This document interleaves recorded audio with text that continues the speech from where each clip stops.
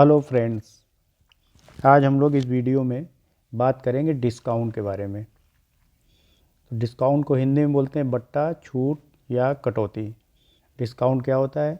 व्यवसाय के ग्राहकों से प्राप्त राशि में से की गई कमी डिस्काउंट कहलाती है। मतलब बिजनेस में कस्टमर से जो भी हमें प्राप्त करना है और जब उससे हम कम ले लेते हैं और थोड़ी सी उसको छूट दे देते हैं। सपोज़ करो किसी कस्टमर से 100 रुपये लेने हैं और हमने ले लिए उससे 90 रुपये में और उसका हिसाब कर दिया क्लोज़। तो ये 10 रुपये क्या हुई? ये छूट हुई। और छूट दो तरीके की होती है, एक होती है ट्रेड डिस्काउंट, दूसरी होती है कैश डिस्काउंट। ठीक है, तो जितना मुझे कस्टमर से लेना है उससे जब हम कुछ कम पैसे लेके और उस कस्टमर के अकाउंट को क्लोज़ कर देते हैं, ठीक है, उसका हिसाब फाइनल कर देते हैं, तो वो जितना कम पैसा आप लेंगे उसको हम उसको डिस्काउंट बोलते हैं। और ये डिस्काउंट दो तरीके का होता है, एक ट्रेड डिस्काउंट होता है, दूसरा कैश डिस्काउंट होता है। ट्रेड डिस्काउंट मतलब व्यापारिक छूट और कैश डिस्काउंट नगद छूट। ठीक है, तो डिस्काउंट दो तरीके का होता है, एक तो व्यापारिक छूट होती है, ट्रेड डिस्काउंट बोलते हैं उसको, दूसरी होती है नगद छूट, उसको बोलते हैं कैश डिस्काउंट। अब ट्रेड डिस्काउंट क्या होता है?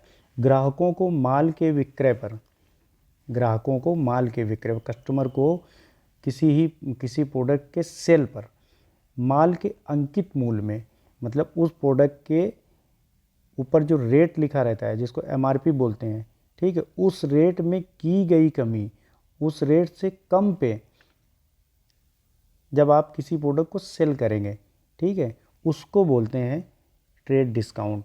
एमआरपी से कम पे अगर हम किसी प्रोडक्ट को सेल करते हैं तो जितना कम करके हम सेल करेंगे, ठीक है, वो कमी जो होगी उसको बोलेंगे ट्रेड डिस्काउंट। और ये ट्रेड डिस्काउंट नगद और उधार, मतलब कैश और क्रेडिट सेल दोनों तरीके की सेल पे ये दिया जा सकता है। ये छूट ट्रेड डिस्काउंट नगद एवं उधार दोनों तरीके के विक्रय पे प्रदान की जाती है और इसकी एंट्री बुक्स में नहीं की जाएगी। ट्रेड डिस्काउंट की एंट्री बुक्स में नहीं की जाएगी। ट्रेड डिस्काउंट का उद्देश्य क्या होता है? ट्रेड डिस्काउंट का उद्देश्य होता है सेल को इंक्रीज़ करना। और ये किस तरीके से मिलेगी? सपोज़ करो आप जाओ मार्केट, ठीक है, अब मार्केट में आप आलू खरीदो जाके, तो आलू का रेट क्या है? 30 रुपये किलो। तो आपने दुकानदार से कहा कि भैया 1 किलो मुझे चाहिए आलू, तो उसने कह दिया ठीक है 30 रुपये का है 1 किलो, आप ले लो। आपने कहा नहीं भैया 30 रुपये तो ज़्यादा है, कुछ कम कर दो।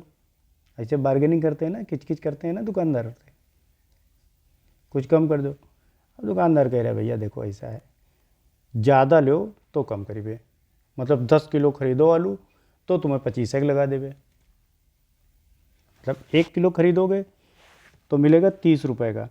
दुकानदार यही कह रहा है कि भैया देखो ऐसा है, अगर तुमको सस्ता चाहिए, छूट चाहिए, ठीक है, तो अगर तुम 10 किलो हमसे खरीदो आलू तो तुमको हम लगा देंगे 25 रुपये का। मतलब 1 किलो का 30 रुपया, ठीक है, और अगर 10 किलो एक ही बार में आप परचेज़ कर लोगे तो फिर आपको पर केजी 25 रुपये देने पड़ेंगे। तो ये 1 किलो पे जो 5 रुपये की छूट मिल रही ना, ये छूट होती है ट्रेड डिस्काउंट। और इस 5 रुपये की एंट्री वो नहीं की जाएगी। मतलब अगर आपने 10 किलो आलू परचेज़ कर लिया, ठीक है, तो वैसे आपको कितने देने पड़ते? 300 रुपये। लेकिन आपने ज़्यादा मात्रा में परचेज़ किया ना, बल्क में ले लिया, तो अब आपको उतने के आपको देने पड़ेंगे 250 रुपये। अभी दुकानदार क्या करेगा, सेलर क्या करेगा, वो सिर्फ 250 रुपये की ही एंट्री अपनी बुक्स में करेगा। ठीक है, तो अगर आपने नगद खरीदा है तो कैश 250 रुपये से डेबिट कर देगा और सेल को 250 रुपये से क्रेडिट कर देगा। अगर उधार खरीदा है तो आपका नाम डेबिट कर देगा 250 रुपये से और सेल को 250 रुपये से क्रेडिट कर देगा। ठीक है, ये चीज़ समझ में आ गई? तो ट्रेड डिस्काउंट तब मिलता है जब आप ज़्यादा मात्रा में कोई सामान परचेज़ करते हैं, उस पर जो आपको डिस्काउंट मिलता है उसको बोलते हैं ट्रेड डिस्काउंट। और इसकी एंट्री बुक्स में नहीं की जाएगी, ये बिल्कुल ध्यान रखना अच्छे से। ट्रेड डिस्काउंट की एंट्री बुक्स में नहीं की जाएगी। अब देखो कैश डिस्काउंट क्या होता है? वस्तु के क्रय मूल्य का भुगतान निश्चित अवधि के पूर्व होने पर, वस्तु के क्रय मूल्य का भुगतान निश्चित अवधि के पूर्व होने पर, ठीक है, अगर भुगतान एक निश्चित अवधि से पहले आ जाता है, ठीक है, अगर 30 दिन के अंदर सपोज करो पेमेंट करना है आपको और वो आपका पेमेंट आ गया पहले, 30 दिन के पहले ही आ गया, तो उस पर जो छूट दी जाएगी उसको बोलते हैं कैश डिस्काउंट। तो वस्तु के क्रय मूल्य का भुगतान निश्चित अवधि के पूर्व होने पर क्रय मूल्य में प्रदान की गई छूट कैश डिस्काउंट कहलाती है।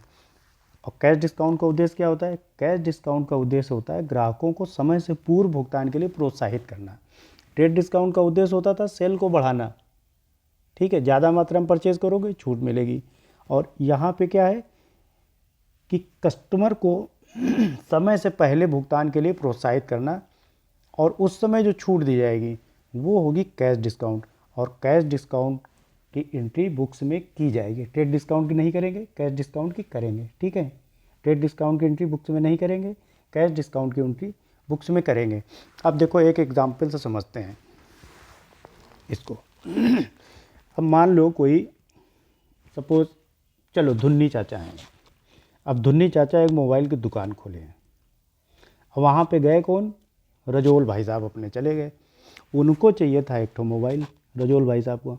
अब वो गए धुन्नी चाचा के यहाँ पे कि धुन्नी चाचा हमें एक मोबाइल दिखाओ, बढ़िया टच स्क्रीन वाला मोबाइल दिखाओ। और ये बटन वाला मोबाइल चला चला के देखो, हम तो वो भी गए देखा, देखो वाह अपन टच स्क्रीन वाला ले, वीडियो देखा करती, हमारा मन होती। धुन्नी चाचा बोले हाँ बेटा ले लो, टच स्क्रीन वाला मोबाइल ले लो। तो कितने तक का दिखा दें? तो बोले 5,000 रुपये तक का दिखा दो। तो धुन्नी चाचा ने एक मोबाइल दिखा दिया उनको 5,000 रुपये का। रजोल भैया बोले कि यार चाचा हमें कुछ छूट वूट दो, ये तो 5,000 रुपये का तो हमारे लिखा है, 5,000 रुपये प्रिंट रेट लिखा है, मैं तो 5,000 रुपये छपे उतने ले लिया होगा। धुन्नी चाचा बोले नहीं उतने नहीं ले ले, अगर तुम 2 मोबाइल ले लो उनसे, ठीक है, तो ये दोनों मोबाइल हम तुम्हें 9,500 के दे देवे, 9,500 दे देवे, 500 रुपये छूट मिल जाए। तो रजोल बोले हाँ यार ये बात तो सही है, लेकिन तो 2 मोबाइल का हम करीबेगा, चलो कोनो दूसरे दोस्त का बेच देवे दे देंगे किसी को, घरे काम आ जाइए, कोनो पैसा कमी थोड़ो। तो रजोल भाई साहब ने 2 मोबाइल खरीद लिए। एक खरीदने गए थे, एक में उनको छूट नहीं मिली, तो उन्होंने 2 मोबाइल ले लिए, क्योंकि 2 मोबाइल खरीदने पे उनको 500 रुपये की छूट मिल रही थी। अब ये जो 500 रुपये की छूट मिली है ना डिस्काउंट, इसकी एंट्री बुक्स में नहीं करेंगे। ये है ट्रेड डिस्काउंट, कि सेल को बढ़ाने के लिए जो डिस्काउंट दिया गया वो हो गया आपका ट्रेड डिस्काउंट। अब देखो क्या हुआ, रजोल भाई साहब बोले देखो हम तुम्हें पैसा 2-3 दिन बाद दे देवे, 9,500 रुपये। धुन्नी चाचा बोले यार अच्छा यार बताओ, 10,000 का मोबाइल एक तो 9,500 रुपये में ले लिया, अब कह रहे पैसा 3 दिन बाद देवे। धुन्नी चाचा ने एक दाव और फेंका, उनको लेने पैसे रजोल भाई साहब से। धुन्नी चाचा अरे बहुत होशियार आदमी है, कहाँ समझे। बोले देखो रजोल ऐसा है कि तुम अगर हमें अब ही पेमेंट कर दो, अब भी तुम हमको अगर भुगतान कर दो, तो ये दोनों मोबाइल तुम्हें चलो 9,000 के दे दे, 9,000 के ले जाओ। अरे रजोल भाई साहब बोले 500 की और छूट? बोले और का, 3 दिन बाद पैसा दे आओ। तो भैया देखो 9,500 लेवे, ठीक, 500 तो तुम ऐसे ही छूट ले चुके हो हमारे, लेकिन अगर आज ही पैसे दे दोगे, आज जब पेमेंट कर दो, तो फिर 500 की हम तुमको और छूट दे देंगे, फिर ये तुम्हें 9,000 का पड़ी है। तो रजोल भाई साहब को मज़ा आ गया, बोले चलो ठीक है अभी आते हैं 1 घंटे बाद। फिर गए अपना 9,000 रुपये ला के धुन्नी चाचा दे दिए। तो अब देखो 500 की छूट और मिल गई। तो ये 500 रुपये की एंट्री बुक्स में की जाएगी। धुन्नी चाचा अपनी पुस्तकों में, मतलब लेखा पुस्तकें जो होंगी, अकाउंट बुक्स होगी, उसमें 500 रुपये की एंट्री करेंगे, ठीक है। तो ट्रेड डिस्काउंट में जब बल्क में कोई चीज़ खरीदी गई तो जो डिस्काउंट मिला उसको बोलते हैं ट्रेड डिस्काउंट। ट्रेड डिस्काउंट की एंट्री बुक्स में नहीं की जाएगी, ठीक है।